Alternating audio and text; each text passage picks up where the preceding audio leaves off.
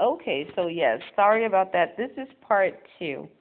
Um, so yeah, I was talking about my coworker and how she didn't put in the work, and the things that happened to her and why she was so negative. She was just so negative me being there. But sometimes we get stuck. It was just it's like it seemed like it was something that I did, but it really wasn't nothing that I did. It was all about her. Some people attack you because they see themselves in their stuff. They've gotten to a place that they've been doing something for so long, for years, and they thought it was the right thing to do. It wasn't like they were doing anything like on purpose or intentionally to set themselves back. Had they known that they were setting themselves back by holding off, I'm sure they would have went another route. They would have went another route and went after what they wanted. But because of fear and because of society's norms, people sometimes we get that way, or just through everyday life, you want to soar. And when you go against the grain, I've learned that, like, when you are different and when you stand out, people attack that. They see something different, and most people are not equipped to adapt to change very quickly. We are creatures of habit. So when change comes around, everyone wants to say change, but change takes work. Change change takes a different takes work. It takes motion. You have to do things that you would not normally do. Say for instance, you want to lose weight. You're going to have to do things that you would not normally do. Most of it is it might not even be just working out. Sometimes it might be working out. Sometimes it just might be saying no to sugary treats or saying no to the outings and hanging out in social situations that promote um eating sugary things or promote unhealthy eating habits. So that's what happened. Unfortunately, when we get afraid or we get fear, we get shocked. That's how the enemy tries to get us. He tries to use a spirit of fear, and you get stuck and you say, well, I'm going to do this because this is safer and this is comfortable. And like I said, I went through that myself, but it it eats you up alive. It eats your whole being because you're trying to conform. You're trying to do that something that is not good for you, is not true to who you are, to your whole fiber. Like, and I think that's what made me snap back. Like, no, I gotta get back because I know who I am. Like, when I thought I was having an identity crisis for a minute until I was like, no, this doesn't seem right. Like, I know who I am. And the more I started listening to myself and going against the grain, the more I started understanding and knowing what this is. And a lot of you guys are going through that too, you know. And I want to say, with this situation with this woman, it just made me reflect on all of that and how people are. It's almost like crabs in a barrel sometimes. Sometimes it's not even intentional crabs in a barrel. Those crabs not are not. Yes, they pulling them down, but sometimes people don't intentionally bring you down just to bring you down. Some people are spiteful and they want that, but most are not. Most people have been in that area like, oh, I've seen this happen to these people when they try to excel. People come against them. So I'm going to protect you to where, not to say that that's right, but this is what happens, and you have to understand that. But this individual at work, I'm going to say she everything that she did, I almost took it personal, and I almost clapped back on her, and I was like, God, like, thank you, Lord, for making me retrack and rethink. Because had this been me a couple of years ago, I would have been like, you know what? Where she at? She too old for me to get at her, but I know she got a daughter or she got a son, and I'm gonna get them hands on her, like, or find somebody like y'all. Oh my goodness! I just had to pray, like, God, thank you for changing me. Like, I really was so grateful, like, man. And then he was bringing it to my remembrance about this. I was like, you know what? I need to record this and let people know, like, those things and those people when they attack you, had I known that with the pageant, it would have helped me a lot. It would have helped me a lot and not be so heartbroken when, I see I see the offenses come, you know. Um, and there is, excuse me, there is a pastor that talks about that. If you're not ready for offenses, you are not ready to be successful. So understand that. So I had to laugh and be like, you know what? The best thing I can do for her, I can't go and complain and be negative to her. I can't go to management and go and be negative and say, oh, this I feel offensive. The only thing I can do is be the best that Belle can be, because you know what? Everyone in that company, everyone, even the owner of the company knew her by name, and he knew that she was negative. She's just a negative Nancy, okay? She's like Debbie Downer, negative Nancy. Everything is horrible, you know. Um, but oh shoot, here's a mess. I don't care. Okay, I'm tired. But all I could do is just keep my head up, not forget who I am, and never change who I was, you know. And this is so crazy because it was like an epiphany moment when this happened to me, because I want to say a couple of days ago I was like, I've been facilitating at this, oh shoot, I've been being a facilitator at this place. Oh crap, so dark. All right. Yeah, I was being a facilitator at this place, and I was like, you know what? I've been a facilitator for this institution for like a little bit over a year, and I was like, why couldn't I go to the institution that I'm familiar with, that I was, you know, in, not that like institution, like it was a learning facility. So I was like, I called the people up and I'm like, you know what, you know, I had this feeling, this inkling, and I had already told them about, you know, because I know somebody who's over the people to get into the facilitating department over there. So I called them and I'm like, you know, I would like to be a facilitator for this place, you know, and how do I go about it? You know, I can't go every single day, but I have a certain amount of days that I can do this for in a certain amount of time. So she was like, "Oh yeah, you know, definitely." And it was so crazy because I had already distanced myself, because I felt like, for one, I felt like I was having this shift, and for two, it started like God started bringing to my remembrance how some people in some places like were kind of rejecting me, saying like, as far as not to say that I wasn't good enough, but saying like was not investing in me, but they would invest in somebody else or someone else with the same qualities or less than what I've had.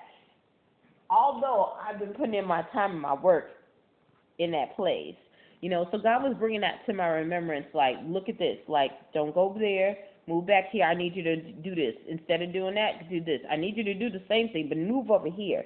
Now you're done with this, move over there. Now you're done with this right here, right now, move to this place. It was like a whole different shifting.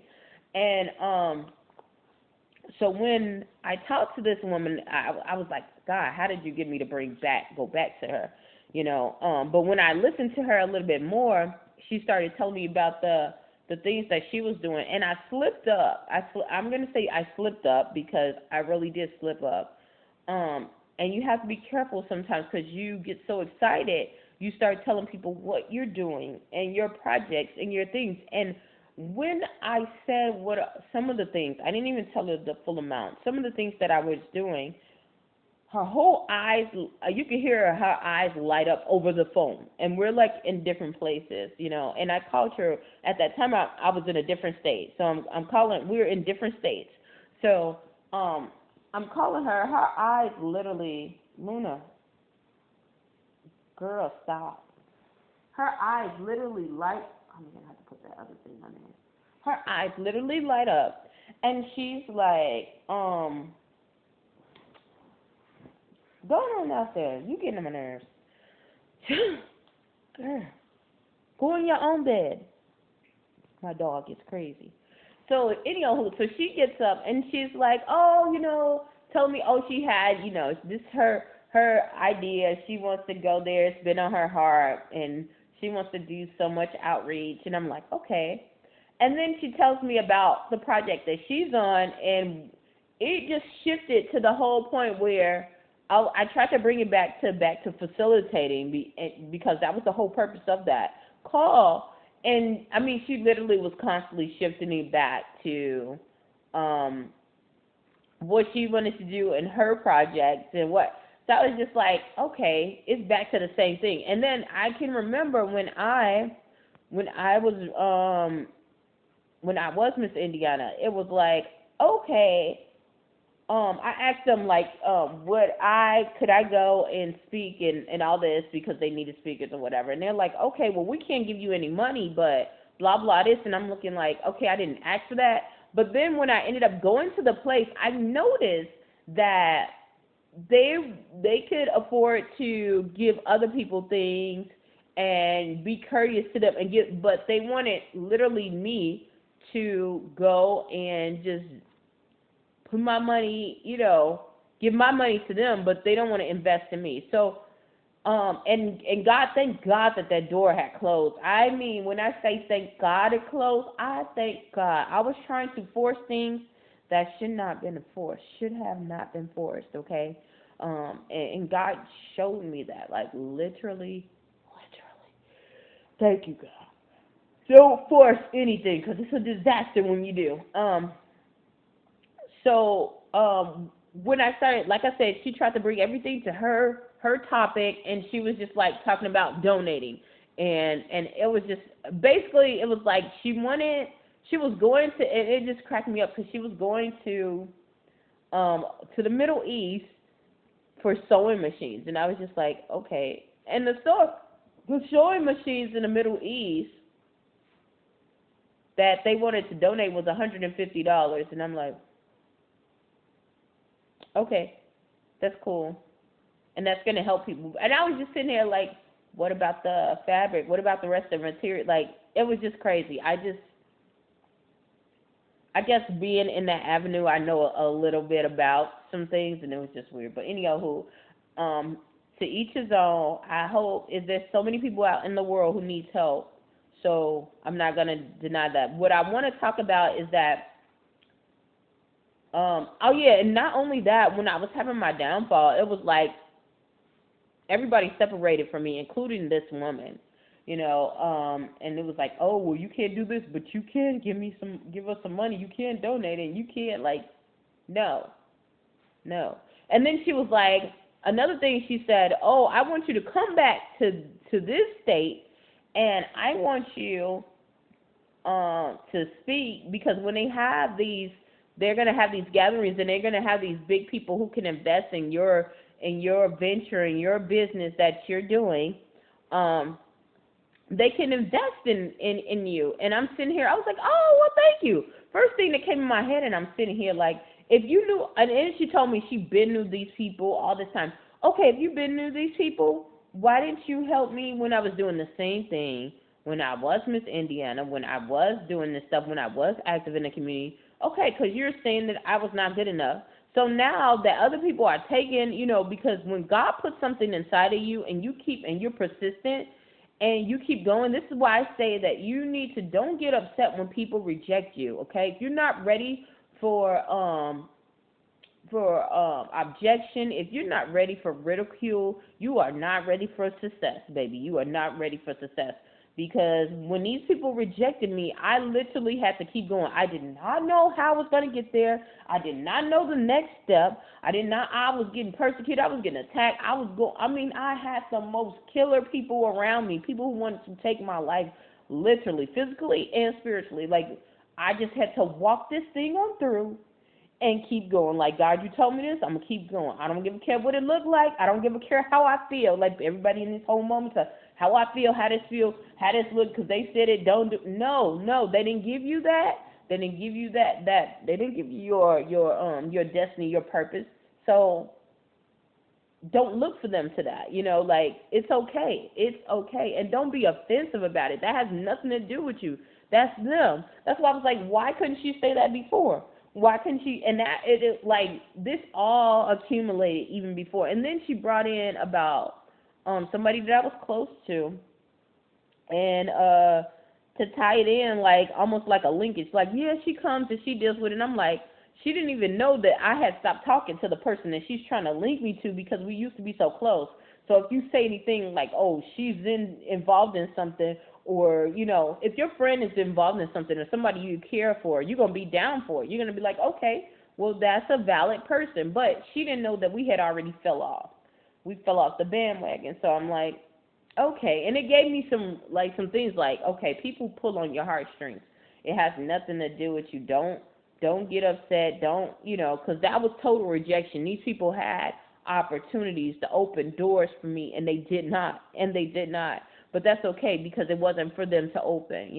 When God opens the doors for me, which He has, it's gonna be no other way for anyone to take credit for what God has been doing in my life. And that's the same thing that's gonna happen to you.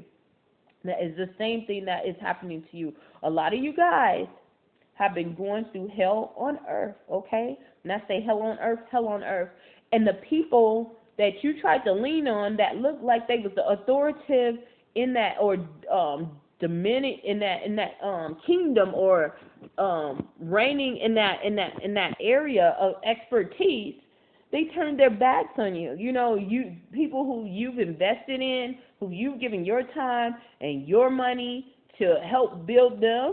When it was your time, and when you were looking for outlets to become greater, they saw you. They didn't see you as an asset. They saw you as a liability. They saw you as competition. So they tried to crush you, and you didn't know it. You didn't know it. That's the crazy part about it. They knew that it was something inside of you that was so dynamic. Had you gotten a chance, it was gonna be all over. Your light was gonna shine so bright that people were gonna be like, look, yo. And some people can't handle that. Some people have to be the biggest ornament on the Christmas. They have to be the biggest ornament on the Christmas tree, and nobody else on the Christmas tree needs to be shining. Like, it's only shingles and no Christmas balls with lights. And they the Christmas ball with the shiny lights, with the little circles and the snow's going down, and you just a light. Listen, you just one ball with a clear ball with a light, and they getting jealous over you. So, and had they did the work, or had they even did their own work, they would have known that they're different. There's just apples and oranges. Everybody has a light, and when you shine together, you make everything so bright. You make everything so bright. You cannot become a huge success. You only can become limited successful by yourself. You need so many people. So why not have people who are extremely talented on your side? If you want to be the best, you're gonna have the best. You're gonna wanna be the best. Why do you have to knock somebody else down to make yourself feel better when you're already talented? You already have gifts. You already have, expertise. Like, I can't understand it. Like, it's weird, but you can't get mad when people do that. They're just letting you know that your light is too bright for me. You are too bright for me. You can't, and you don't have to take it like as arrogance either, because a lot of people are in ignorance. A lot of people are fearful because when they see that you have so much potential, they feel like they're going to be overshadowed, which for the most part is not the case. Every person that I was around, I admired them so much. When I say I admired them, I admired their tenacity. I admired how they were able to create something out of nothing, and I was just like, I'm going to do that. But the thing is, with this process, when they see that, sometimes it reminds them of themselves. They're like, oh, hell no, like, I had to, this is what, and sometimes it's scary. It's scary. It really is. So yeah, don't take it personal. If you are on the other end, because it was a point in my life that I almost was slapping on the other end, and I was almost getting to the point, because a lot of people get really hurt that way. People don't talk about how the people who are damaging other people's lives by being, malicious and hateful and all that, how did they get there? They usually get there because they've been hurt so much, and it turns into bitterness. That hurt turns into bitterness. And when you get bitter, you can't go. It's like you can't turn. You get stuck again. You get stuck. So if you're hearing this and you're in that feeling, like, and I know this bitterness, I was able to identify. I was kind of happy about it, but it was just crazy how God was showing me what bitterness was, and I had to pray over it to get over. It was crazy, but oh my goodness, I need to put that video up. So if you're going through this and you are turning bitter, like you're turning sour, not even turning bitter yet, you started to turn sour, like, I'm just tired. Don't give up, babe. Don't give up. Eventually, the right people will love you. And it's going to hurt because you're going to have to let go of the people that you love, because you're going to find out that those people doesn't mean that they're bad people. They just didn't love you in the capacity that you want them to. Because a lot of that is you. You don't want, some people can only love you in certain capacities and others don't want to, and that is just them telling you that I can't go any further in this capacity. I only can stay right here.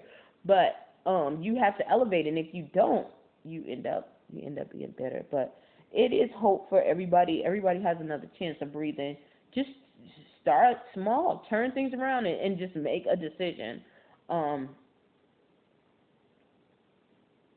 Yeah, hopefully something I said or done will help you on your journey.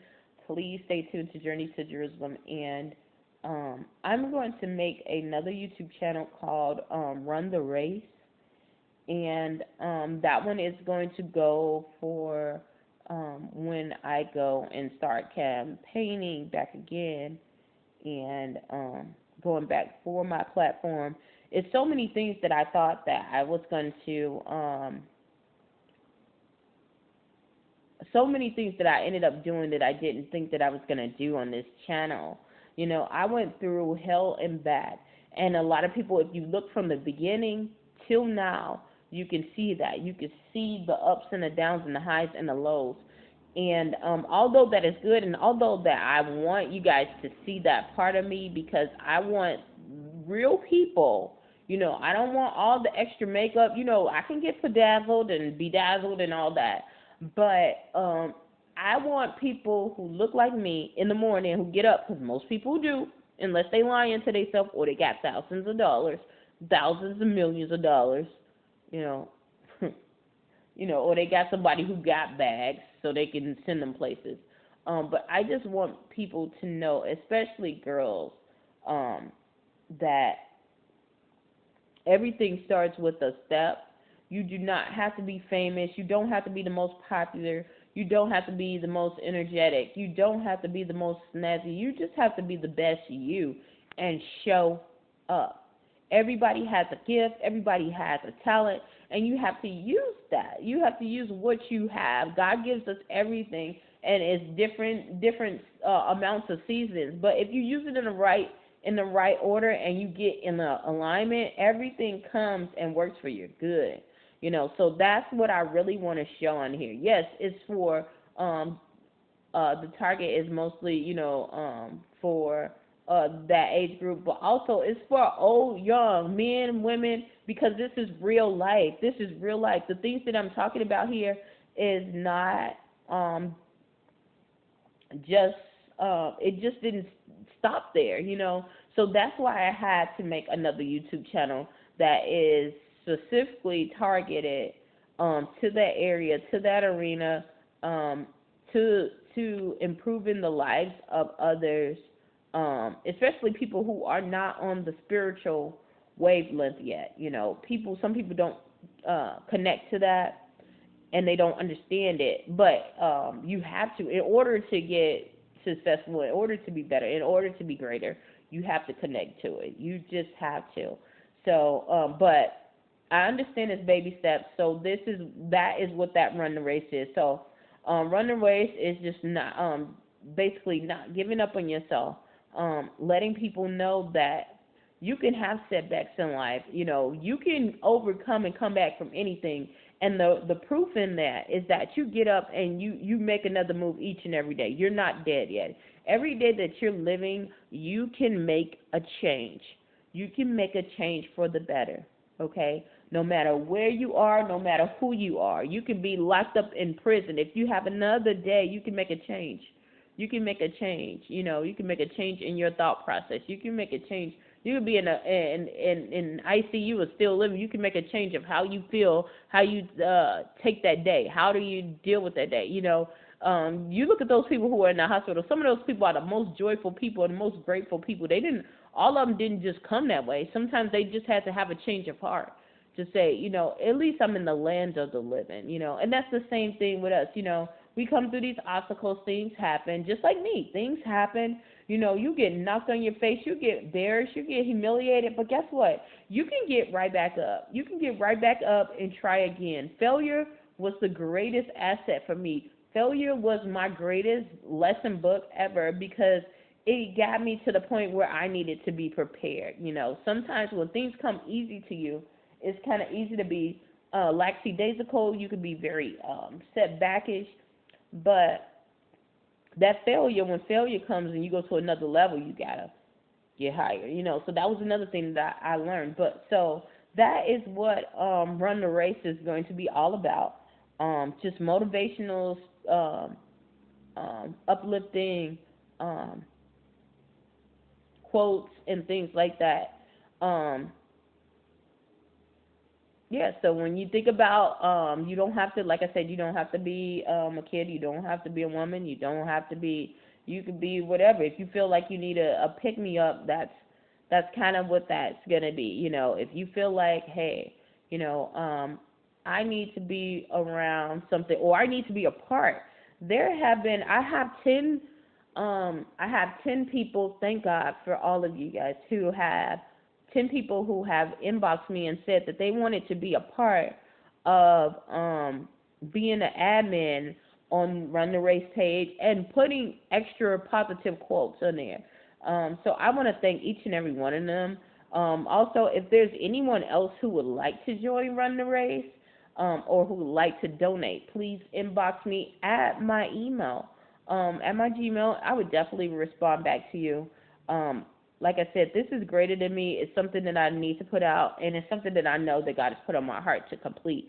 And I can't do it without your help and without your support. So, yeah, that's going on. So, I'm gonna get off of here because I need to. I was gonna go to sleep, but actually I'm kind of up now. So, I guess I need to do my hair, and then yeah, I need to probably do my hair and then go and probably exercise and clean up my house. And well, I already walk my dog, so yeah. So yeah, hopefully something I said or done will help you on your journey. Please stay tuned to Journey to Jerusalem. Thank you.